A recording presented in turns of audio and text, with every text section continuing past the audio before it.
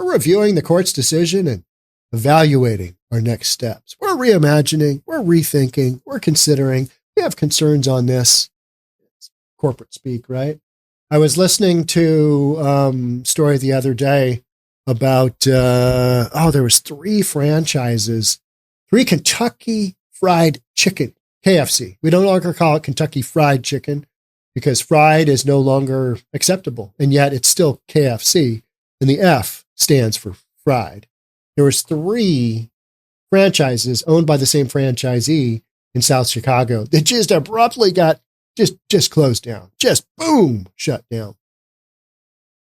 And so there's this talk of, a lot of guys, Conservative Black Perspective, I think is the podcast I was watching. I love that guy. That guy he can cut to the chase because he's black, and oftentimes he's talking about topics that are, they've got some type of, angle involved. And he just comes right out and says it. Yep, this community's hosed. They just got crime going all day long.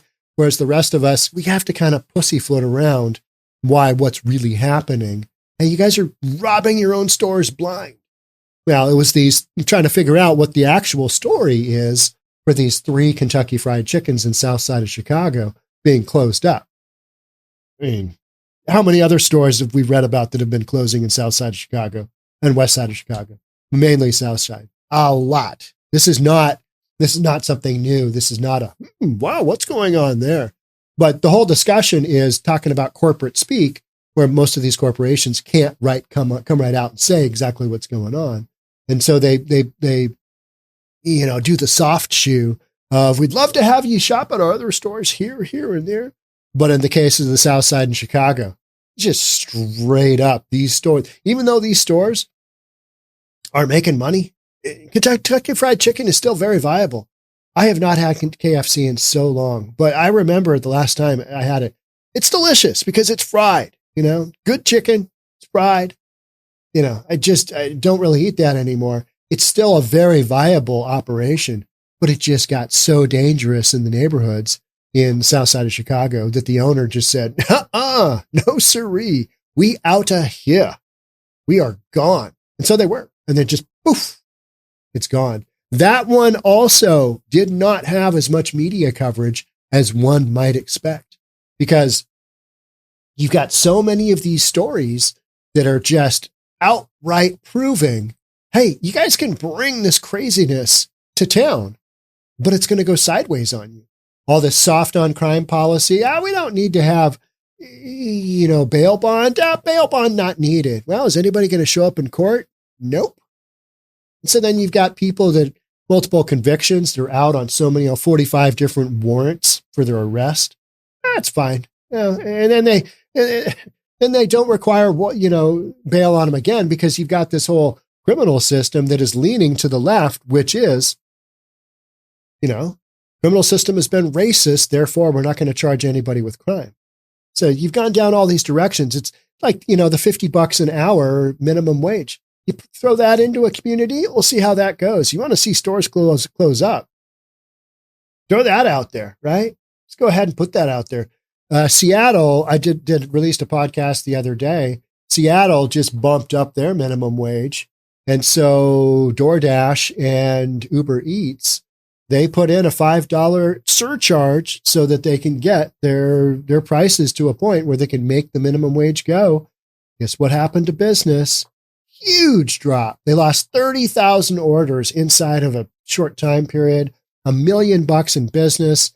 And this all impacts not only the Uber Eats drivers, the individual restaurants, their employees, people who rent them real estate. So, it's one of those just terrible policy ideas like this one here, which is, hey, we got a whole bunch of people in our community that sure would help us vote out, on our side. It would weigh the equation our direction. But never mind that whole pesky, you got to be a citizen thing. We'll just lob this out here and see. Now, in this case, the judges, they're looking at the law going, yeah, you got to be a citizen. No can do voting if you're not a citizen. So, but we should just let them in. It's better representation for the community.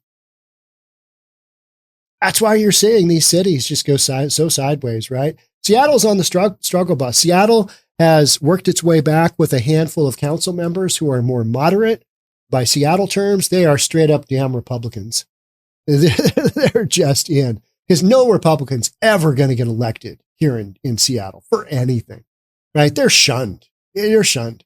You don't ever see any red hats here. No, just none. Because you got a bunch of numbnuts running around. That's who I like to hang out with because, the competition just isn't really very fierce. It's my hometown. And I've watched this whole evolution of Seattle just go sideways. And what I blame it on? I blame it on the attitude that's come up from California. Because so many people that are here are transports from California and they bring those values. And guess what? Those values do not work out long term. And that is what we're consistently seeing. It's the I told you so. There's so many cases of, hey, defund the police. We'll see how that goes. Hey, go ahead and enact a $50 an hour minimum wage. We'll just see how that goes. Let just anybody vote. We'll see how that goes. I mean, what could possibly go wrong? Yeah. And Brandon Johnson of Chicago, he's finding out what could go wrong. Oh, you can't do that? Oh, weird. It's mind-blowing to me, but what do I know? I'm a real estate guy in the West Coast. All right, I'm going to end this segment here. Thank you so much for being here. Thank you so much for supporting. Love to have you subscribe, hit that notification bell, all that good stuff. And I will see you on the next segment. Bye for now.